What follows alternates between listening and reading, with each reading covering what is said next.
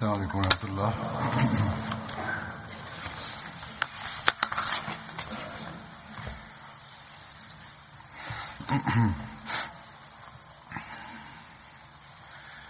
أشهد أن لا إله إلا الله وحده لا شريك له وأشهد أن محمدا عبده ورسوله أما بعد فأعوذ بالله من الشيطان الرجيم بسم الله الرحمن الرحيم الحمد لله رب العالمين الرحمن الرحيم مالك يوم الدين إياك نعبد وإياك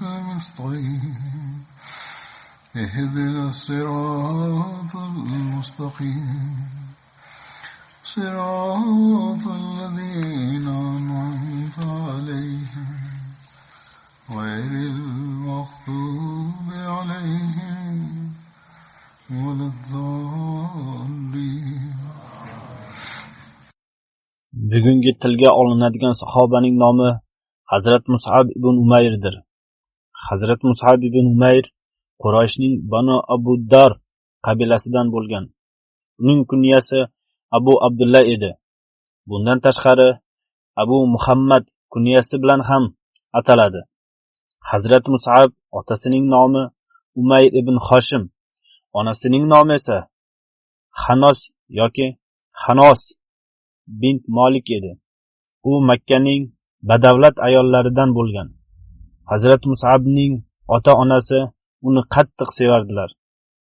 Hazrat Mus'ab ibn Umayrning onasi uni o'ta osoyishtalik va farovonchilik bilan boqqan. Onasi unga qimmatbaho kiyimlar kiygizar va antiqa atirlar sepib qo'yar edi.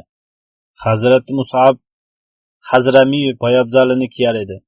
Bu poyabzal Xazar Movut hududida boy badavlat kishilar uchun tayyorlanardi.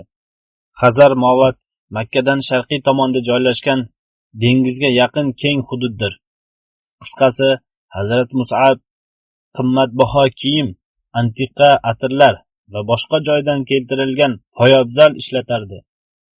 Hazrat Mus'ab ibn Umayrning zavjasining nomi Hamal bint Jahhash edi. U Rasululloh sallallohu alayhi vasallamning zavjalari mu'minalar onasi Hazrat Zaynab bint Jahshaning singillari bo'lgan. Hamna bint Jahshdan bir qiz tug'ilgan. Rasululloh sallallohu alayhi vasallam Hazrat Mus'abni eslaganlarida Makkada Mus'ab ibn Umayrdan ko'rkamroq yigitni, undan chiroyliroq kiyinadigan va to'kinlik ichida yashaydigan o'spirim yigitni bilmayman dedilar. Hazrat Mus'ab ibn Umayr buyuk sahobalardan sanalardi. U eng birinchi islomni qabul qilganlardan hisoblanadi. Rasululloh sallallohu alayhi vasallam Arqam uyida targ'ibot ishlarini yurgizayotganlarida Hazrat Mus'ab islomni qabul qilgan. Ammo onasi va qarindoshlarining qarshiligi xavfidan uni sir tutgan.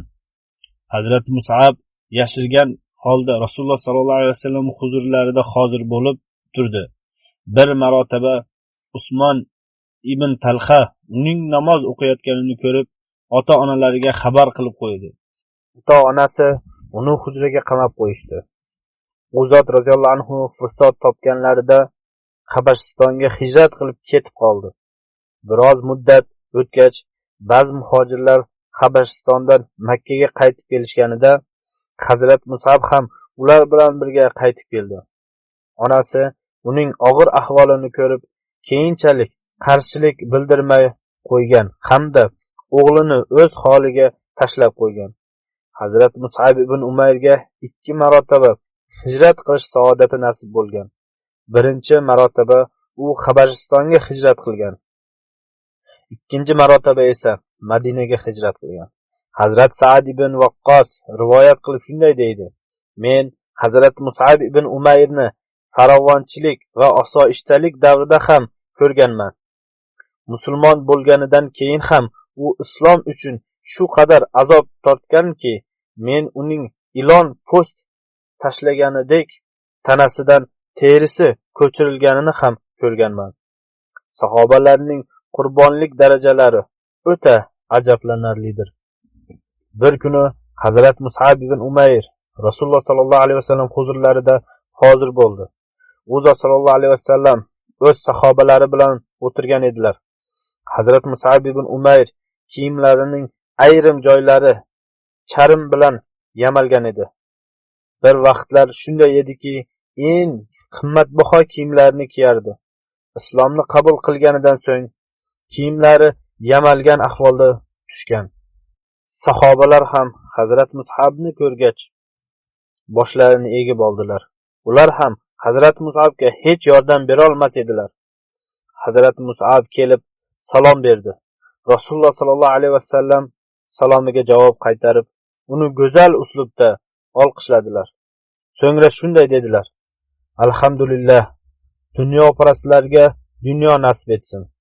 Men Makkada Mas'uddan boshqa undan-da boy badavlat hamda farovonchilikda bo'lgan kishini ko'rmaganman.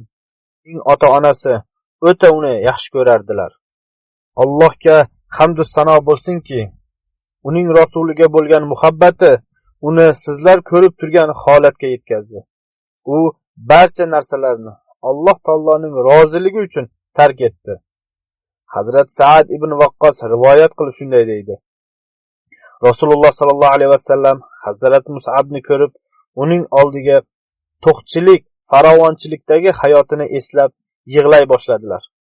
Ya'ni Rasululloh sallallohu alayhi vasallam uning ayni damdagi ahvolini ko'rgach, oldingi davrlarini eslab yig'laganlar.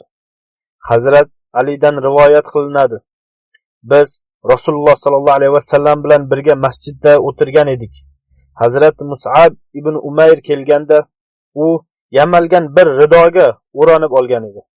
Rasululloh sallallohu alayhi vasallam uni ko'rib, uning to'qchilik, farovonchilikdagi kunlarini eslab yig'lay boshladilar. So'ngra Rasululloh sallallohu alayhi vasallam: Sizlar qanday ahvolda bo'libsizlar?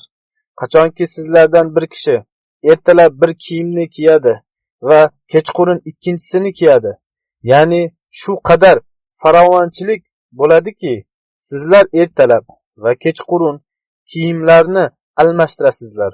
So'ngra u zot sallallohu alayhi vasallam shunday dedilar: U kishi oldiga bir idishda taom qo'yildi. So'ng ikkinchisi olib kelinadi. Ya'ni bugungi ana addek turli taomlardan navbatma-navbat olib kelinadi. Sizlar o'z uylaringizda, o'z uyingiz kabi ustiga solinadigan pardalardek pardalarni ilasizlar. Ya'ni qimmatbaho pardalardan foydalanasizlar.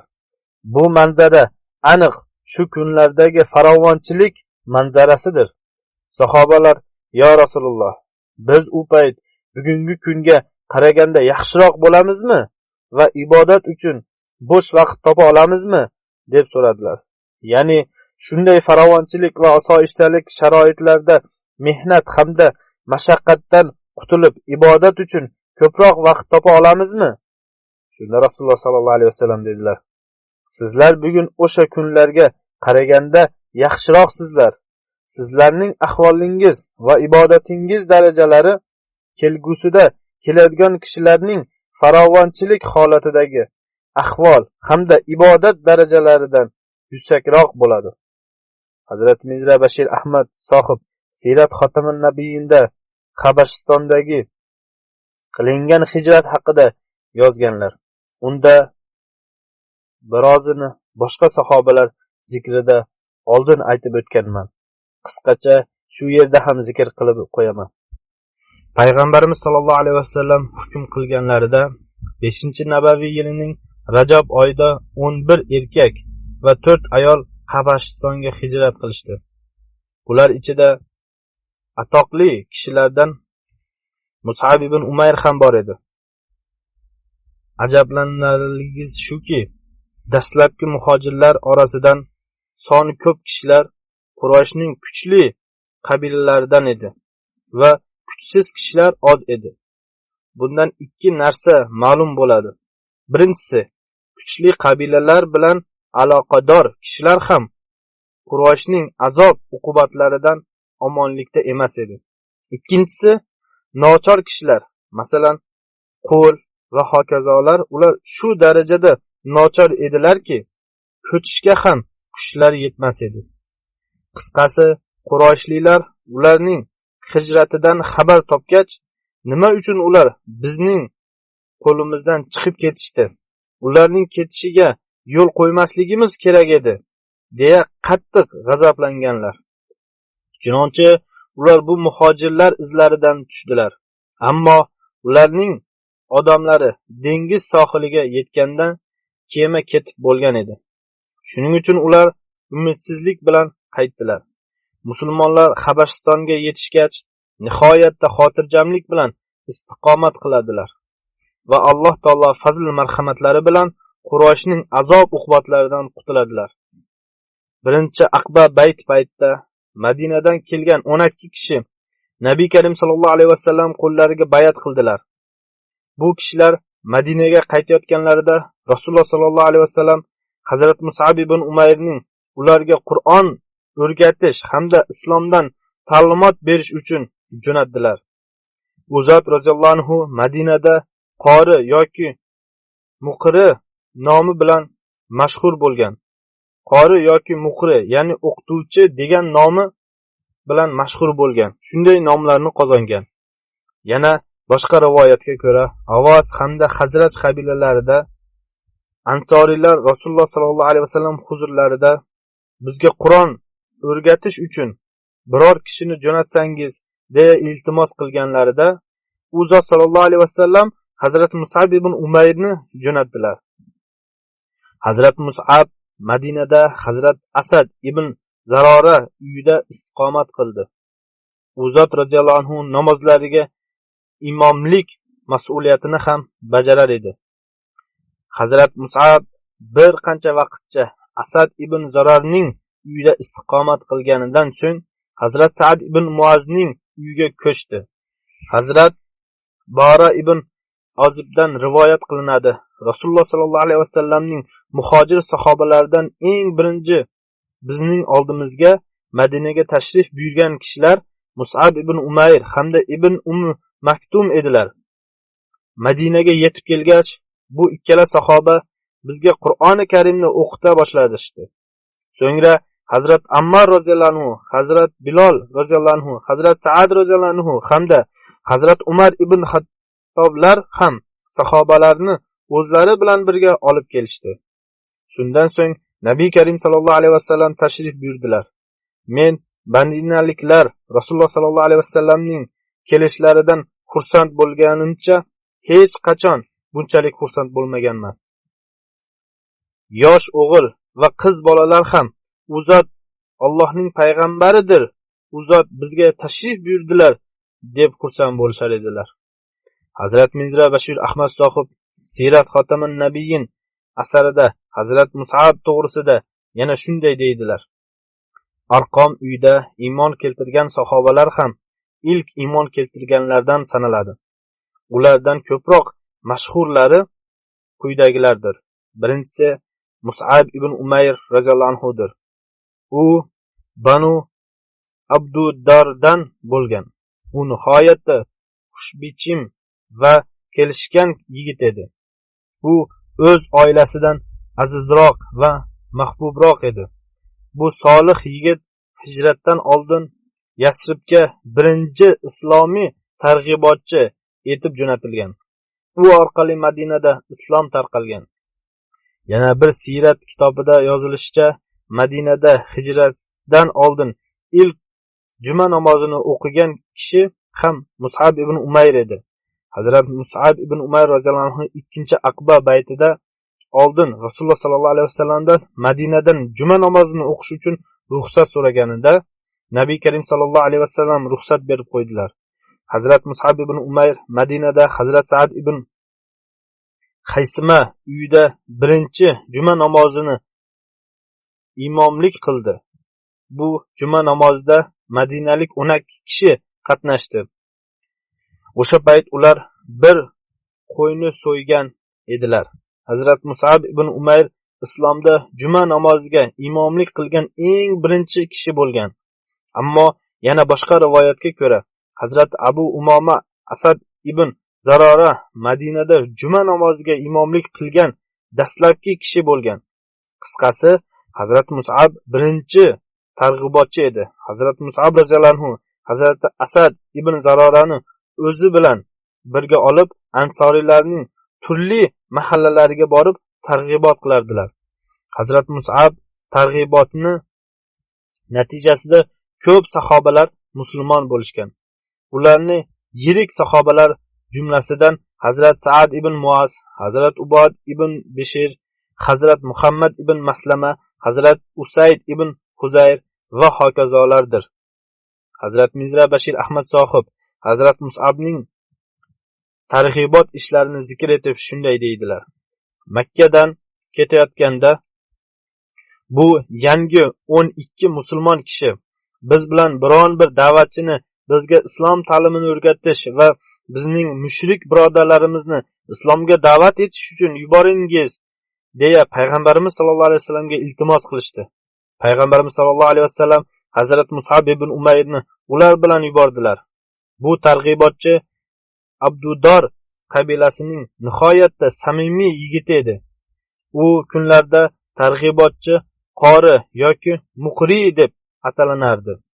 Zero ularning ko'proq ishi Qur'onni Karimni eshitish edi. Targ'ibotchining eng yaxshi yo'li ana shu edi. Chunonchi Mus'ab Yasrabga borganida muqri nomi bilan mashhur bo'ldi. Mus'ab roziyallohu anhu Madinaga borgach Asad ibn Zarorning uyida istiqomat qildi.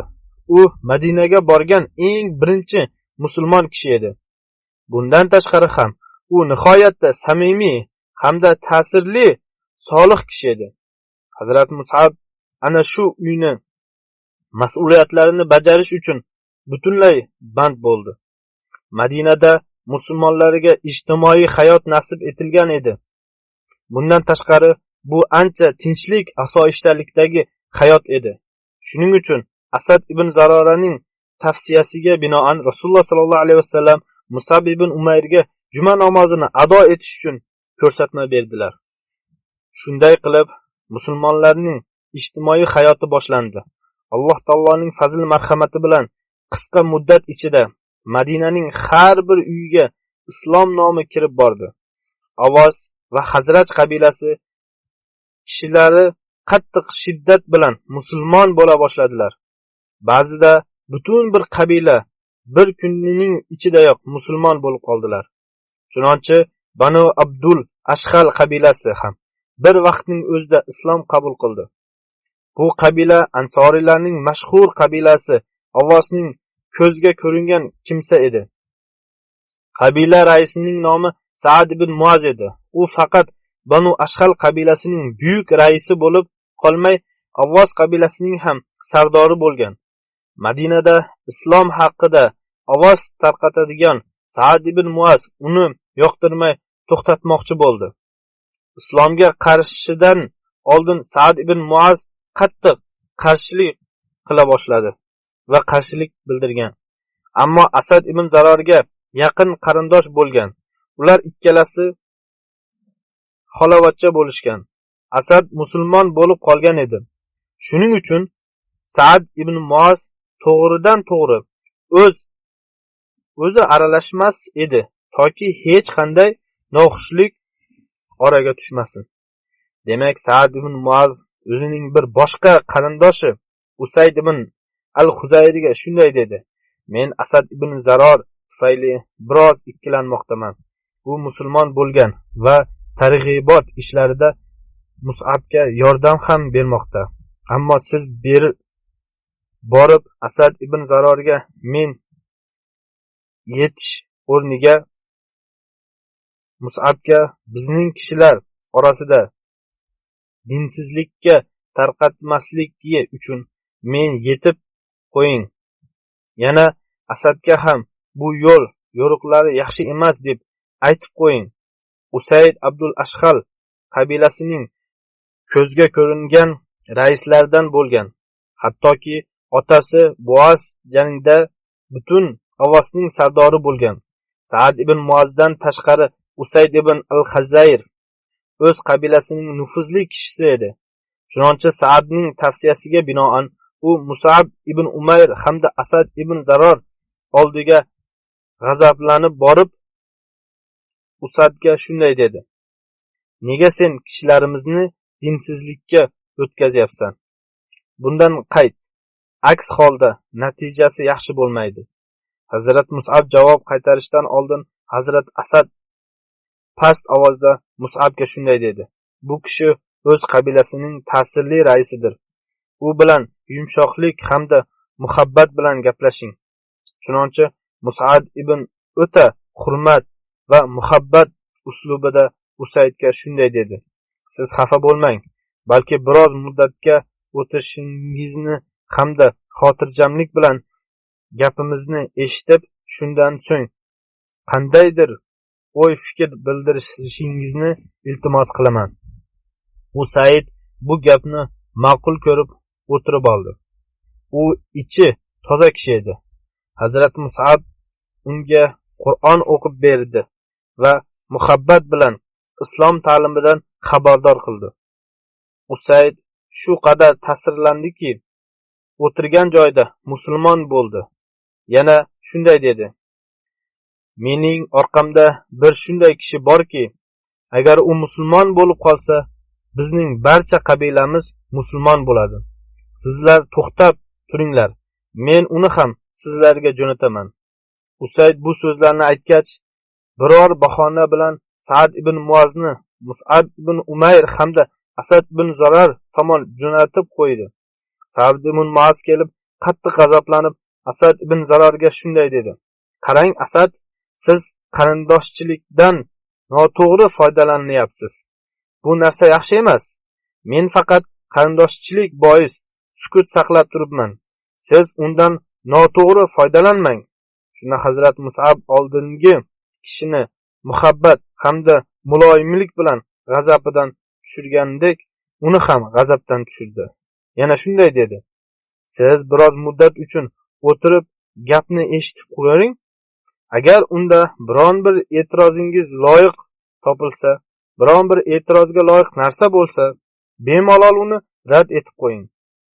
Saad dedi: "Bu taklif ma'qul ko'rildi." Nayzasini yerga sanchib o'tirib oldi. Hazrat Mus'ab oldingidek Qur'oni Karimni tilovat qildi. So'ngra o'zining go'zal uslubida islomiy ta'limotlarini izohlab berdi. Hali ko'p vaqt ham o'tmagan ediki, bu but ham sinib ketdi. Ya'ni Sa'd ibn Muaz gaplarini eshitib erib ketgan edi. Chunonchi Sa'd sunnat bo'yicha g'usl qilib shahodat kalimasini keltirdi. Shundan so'ng Sa'd ibn Muaz va Usayd ibn al-Khuzayr ikkalasi o'z qabilasi kishilari oldiga bordilar. Sa'd ulardan arablarning maxsus uslubida: "Ey Banu Ashhal, sizlar meni qanaqa kishi deb bilasizlar?" deb so'radi. Ularning barchasi bir ovozdan: "Siz bizning sardorimiz va sardorimizning o'g'li sardorisiz. Bizning sizning gapingizga ishonamiz. Komil" dedilar. Shunda Sa'd ularga dedi: "Gap shunday bo'lsa, unda sizlar Alloh taolo va uning payg'ambariga iymon keltirmaguningizgacha sizlarning men bilan hech qanday aloqangiz yo'q." Shundan keyin Sa'd ularga islom qonun qoidalarini tushuntirdi. Shom kirishidan oldin barcha qabila iymon keltirdi. Hazrat Mus'ab roziyallohu anhu va Hazrat Usayd o'z qo'llari bilan qabila butlarini tashqariga chiqarib sindirib yubordilar. Hazrat ibn Muaz roziyallohu anhu va Usayd ibn al-Khuzayr o'sha kuni musulmon bo'lgan yirik sahobalardan sanalishadi. Hazrat Mirza Bashir sohib davom etib yozadilar: "Shak shubhasiz ansoriylarda ularning maqom martabasi o'ta yuksak edi. Hazrat Sa'd ibn Muaz Madina sardorlari orasida Hazrat Abu Bakr roziyallohu anhuning Makka muhojirlari orasida ega bo'lgan mavqega ega edi. Bu yigit samimiy, vafoli, islom hamda islom asoschisining o'ta fidokor oshig'i bo'lib chiqdi. Chunki u o'z qabilasining buyuk raisi ham o'ta zehni o'tkir kishisi ham edi. Shuning uchun islomda unga ba'zi eng xos sahobalarga nasib qilgan mavqe nasib etdi. Hazrat Mirza Bashir Ahmad Sohib yana yozadilar. Hazrat Sa'dning vafodorligi Payg'ambarimiz sollallohu alayhi vasallamning saodatining o'limidan Rahmon arshi ham titradi deb aytganlar. Shubhasiz buyuk haqqoniylikdan iborat Hazrat Sa'd navqironlikda vafot etgan. Qisqasi shunday qilib Avvos va Hazraj qabilalarida islom o'ta tezlik bilan tarqalib ketaverdi. Yahudilar esa bu manzaralarni xavfsizragan ko'zlar bilan tomosha qilib ich-ichidan nima bo'layotganini faqat Alloh taolo biladi derdilar. Hazrat Mus'ab roziyallohu anhuning targ'iboti natijasida ko'pgina kishilar musulmon bo'lishgan. U zot roziyallohu anhu 13-nabaviy yili haj paytida Madinadan 70 nafar ansorining bir guruhini olib Makkaga jo'nadilar. Buni zikr etib Hazrat Mirza Bashir Ahmad Sohib turli rivoyatlarni jamlab Sirat Xotaman Nabiyni asarida shunday dedilar. 13-nabaviy yilining Zulhajja oyida haj payt Avvos va Hazraj qabilasining yuzlab kishilari Makkaga keldilar. 70 nafar kishi orasida shundaylar ham bor ediki, ular yo musulmon bo'lgan edilar, yo musulmon bo'lmoqchi edilar. Ular Payg'ambarimiz sollallohu alayhi vasallam bilan uchrashish uchun Makkaga kelgan edilar. Hazrat Mus'ab ibn Umayr ham ular bilan birga edi. Mus'abning onasi hayot edi. U mushrika bo'lsa ham Hazrat Mus'abni qattiq sevardi. U Hazrat Mus'abning kelganini bilgach, birinchi bo'lib men bilan uchrashib, keyin boshqa yoqqa borasan deya xabar jo'natdi. Hazrat Mus'ab javoban shunday dedi: Men hali Rasululloh sallallohu alayhi vasallam bilan uchrashmasdan, men u zot sallallohu alayhi vasallam bilan uchrashib, keyin sizning oldingizga boraman. Chunonchi u Payg'ambarimiz sollallohu alayhi vasallam huzurlarida hozir bo'lib, hol ahvolni aytib bergach, onasi oldiga borib, onasi oldidan nega birinchi men bilan uchrashmading deya qattiq xafa bo'lib o'tirgan edi. Uni ko'rib qattiq yig'lab shikoyat qildi. Mus'ab dedi: "Ey onajon, men sizga foydali bo'lgan bir gapni aytayman. Undan barcha nizolar ham bo'ladi." Onasi: "U nima?" deb so'radi. Mus'ab pastroq ovozda javob qaytarib: "Putparastlikni tark etib, musulmon bo'ling va Payg'ambarimiz sollallohu alayhi vasallamga iymon keltiring", dedi. U ashaddiy mushrika edi. Eshitishi bilanoq yulduzlarga qasamki, men sening diningga hech qachon kirmayman, deb qichqirdi. O'z qarindoshlariga Mus'abni ushlash uchun ishora qildi. Mus'ab esa hushyorlik bilan qochib ketdi. Hazrat Mus'ab ibn Umayrning zikri hali davom etadi. Ammo bugun 2 g'oyibona janoza namozi o'qishim kerak. Ular haqida biroz aytib o'tish lozim. Shuning uchun Hazrat Mus'ab zikrini bugun tugatib, qolganini inshaalloh kelgusi xutbada aytib beraman. Men bugun o'qiydigan janoza namozlaridan birinchisi Malak Muzaffar Ahmad Sohibning o'g'li Malak Munavvar Ahmad Javed Sohibnikidir. U 22 fevral kuni 84 yoshda vafot etdi. Inna lillahi va inna ilayhi roji'un. Uzoq muddatdan beri jigar xastalikdan jabr chekayotgan edi. Ushbu kasallik tufayli 10 kun Tohir kardiologiya institutida yotganidan so'ng Alloh taolo huzurida hozir bo'ldi. Marhum vasiyat tizimiga kirgan edi. U o'z ortidan zavjasidan tashqari 4 o'g'il va 2 qizni qoldirdi. Munavvar Ahmad Javed Sohibning ota tomonidan buvasining nomi Hazrati Doktor Zafar Chavdhari sohib ona tomonidan, buvasi esa Hazrat Shayx Abdul Karim sohib edi. U Gurdaspur rayonining G'ozipur nomli joyidan bo'lgan.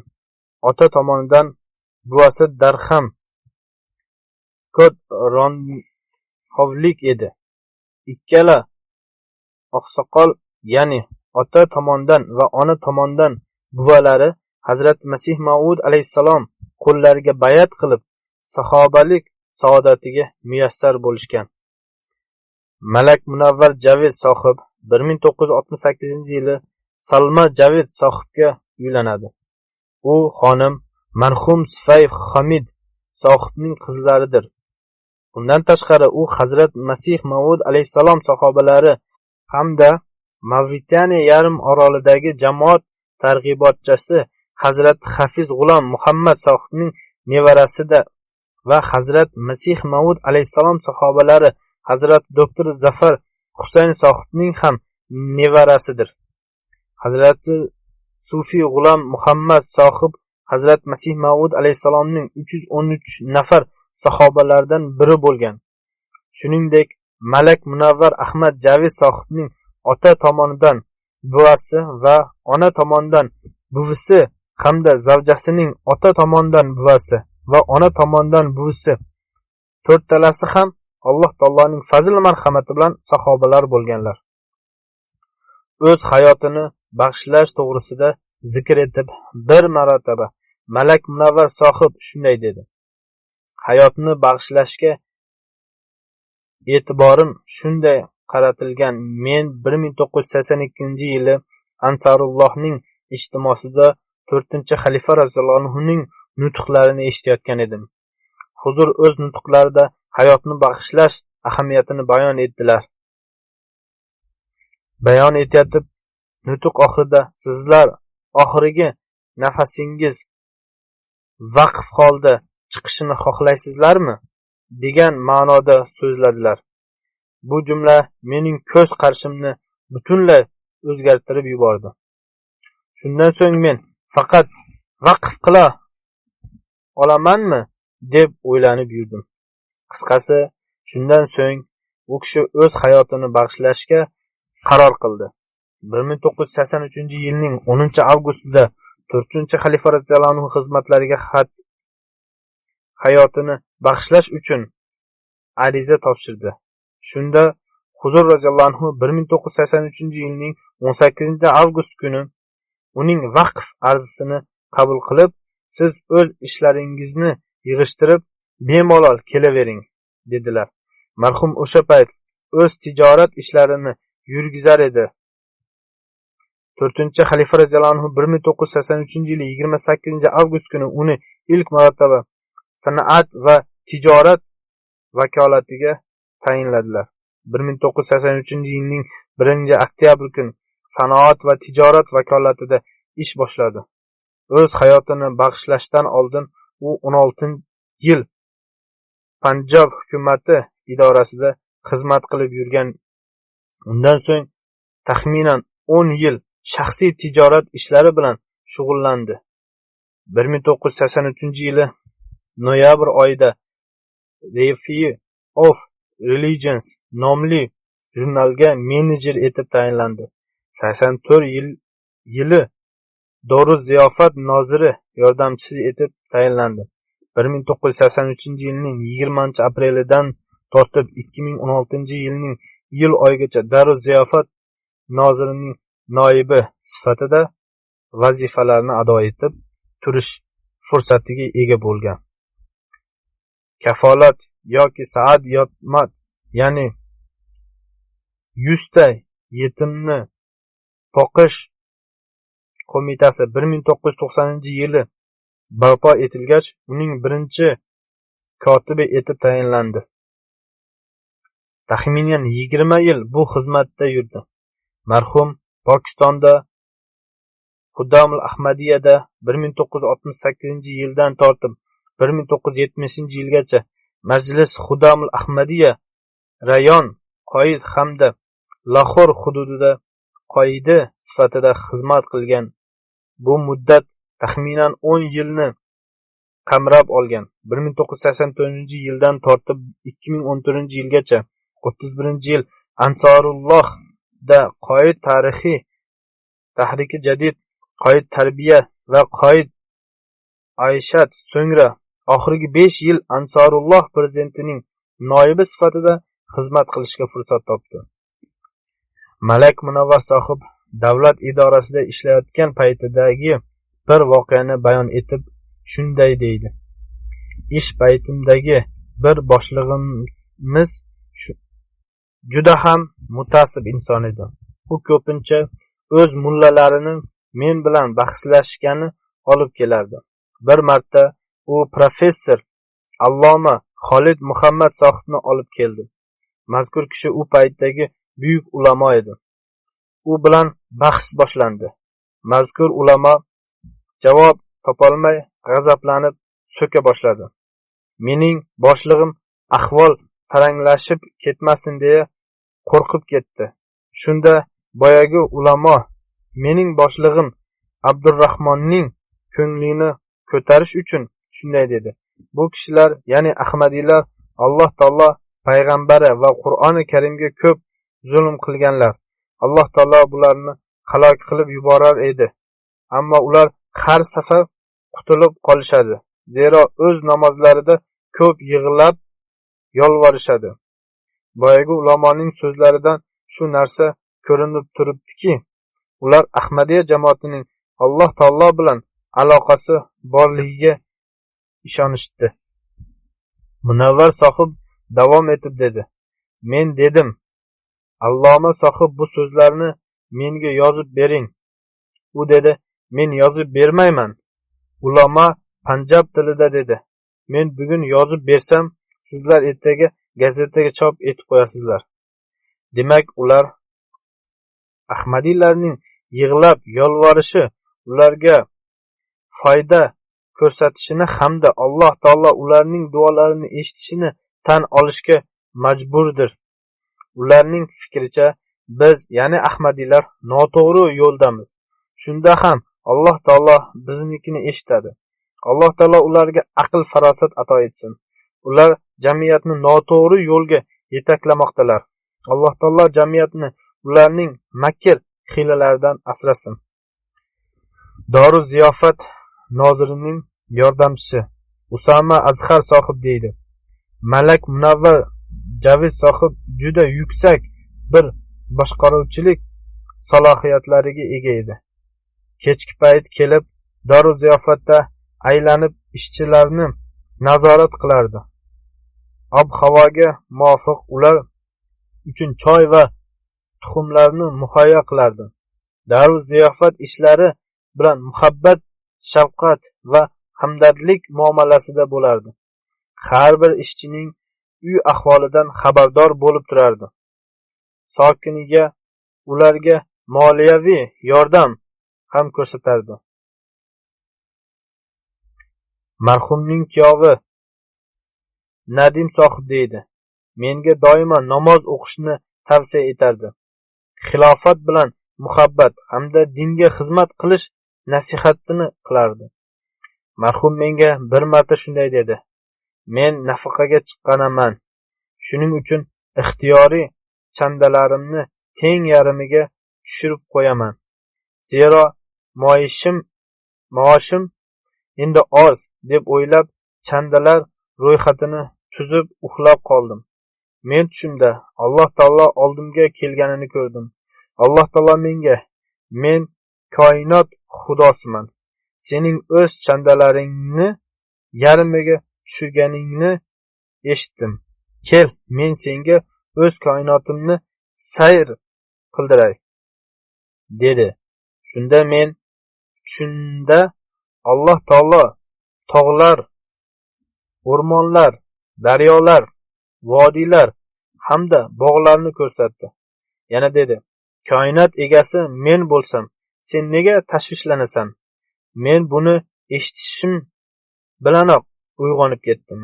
Men chandalarimni yarmiga tushirib qo'yaman degan qarordan voz kechdim. Chandalarni oldingidek muntazam to'lay boshladim. Zavjasi marhum haqida shunday deydi: u o'z hayotini bag'ishlashdan oldin tijorat bilan shug'ullanardi. Qish kunlarida talaygina mablag'ni cho'ntakka solib ko'chaga chiqib ketardi. Menga biror ehtiyojmand uchrasa unga berib qo'yarman, derdi. Bir marotaba bir ehtiyojmand kishi tashvishlagan holda ko'chada turgan edi. U onasining qattiq betobligi hamda mablag'i yo'qligidan xabardor qilganida to'liq mablag'ni unga berib qo'yib uyga qaytib keldi.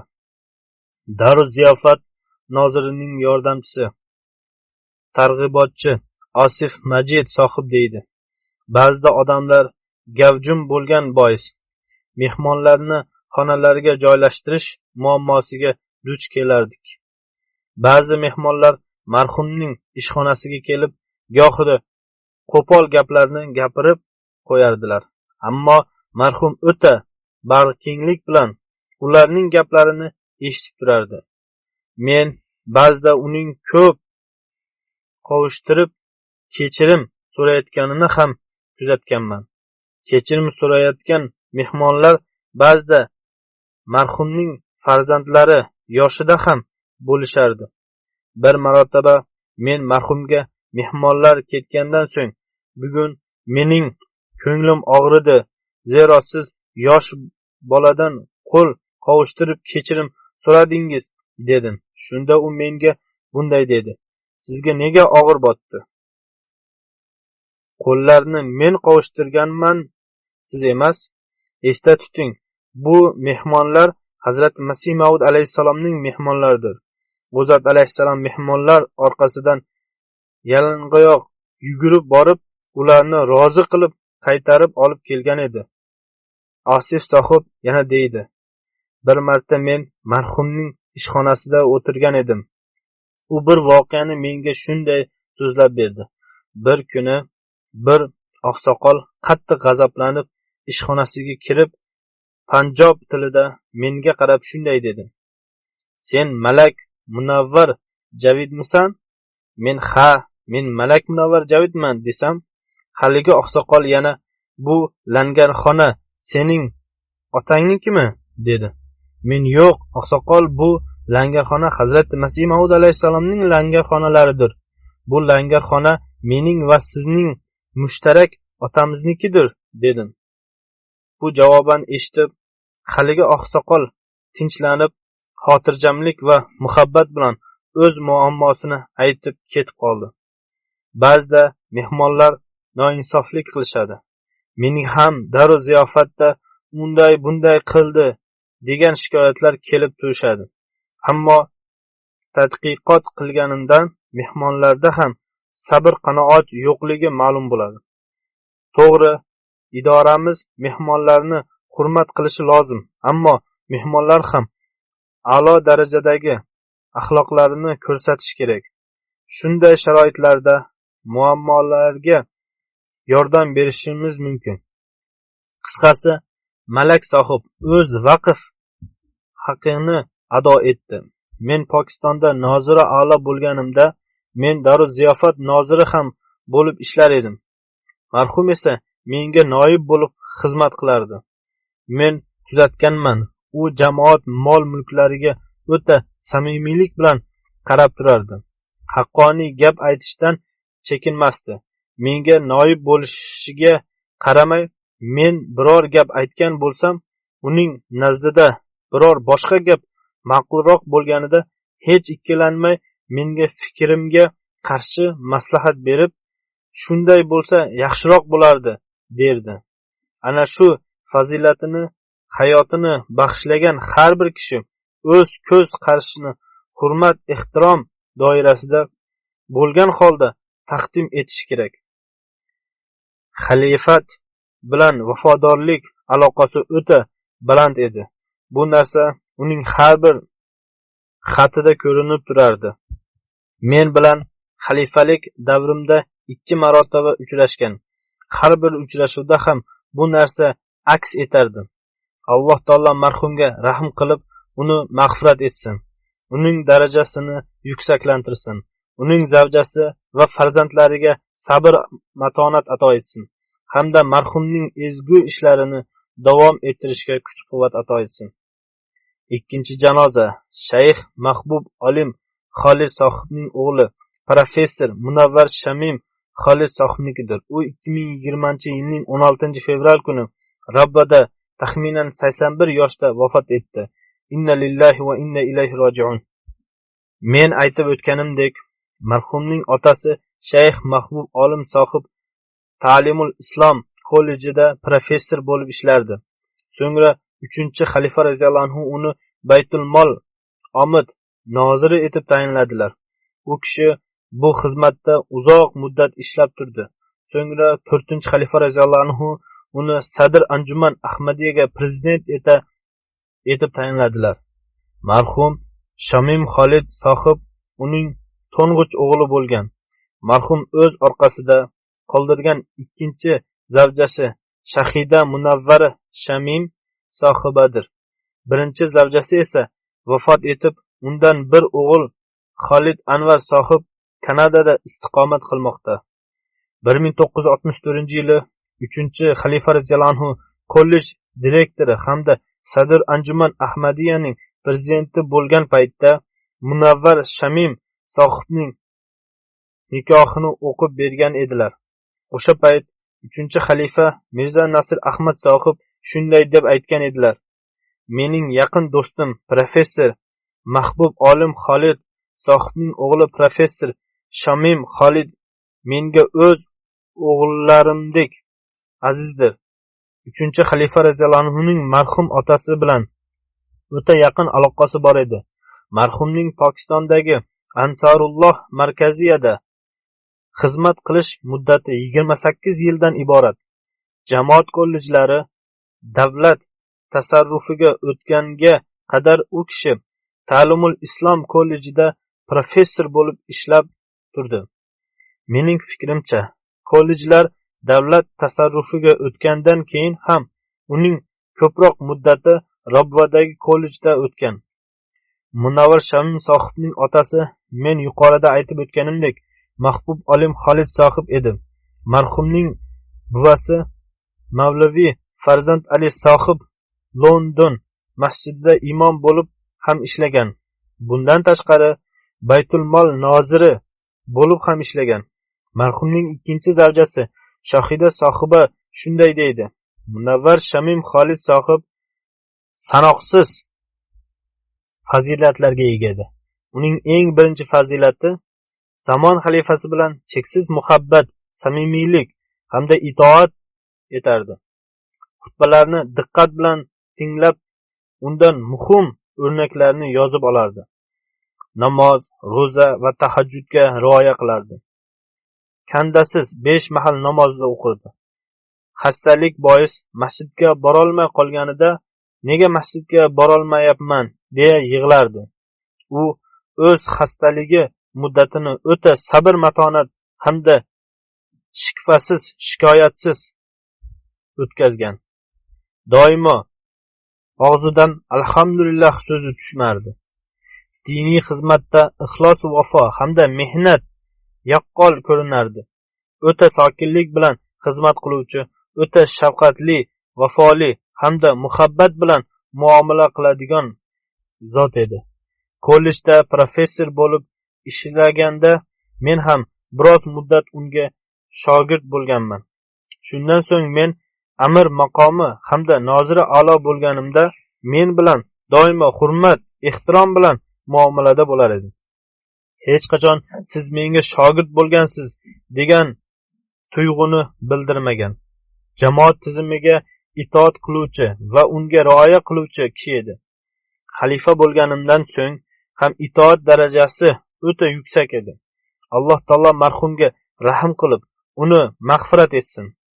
O'z sevimlilari qatorida qilsin. Uning qarindoshlariga ham marhumning yaxshiliklarini davom ettirib turishiga kuch-quvvat ato etsin. Juma namozidan so'ng bu ikkala g'oyibona janoza namozini o'qitaman inshaalloh.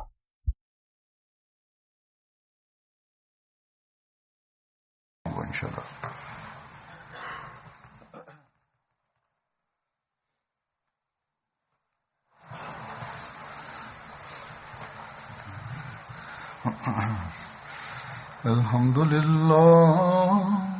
الحمد لله نحمده ونستعينه ونستغفره ونؤمن به ونتوكل عليه ونعوذ بالله من شرور أنفسنا ومن سيئات أعمالنا من يهده الله فلا مضل له ومن يضلل فلا هادي له ونشهد أن لا إله إلا الله ونشهد أن محمدا عبده ورسوله عباد الله رحمكم الله إن الله يأمر بالعدل والإحسان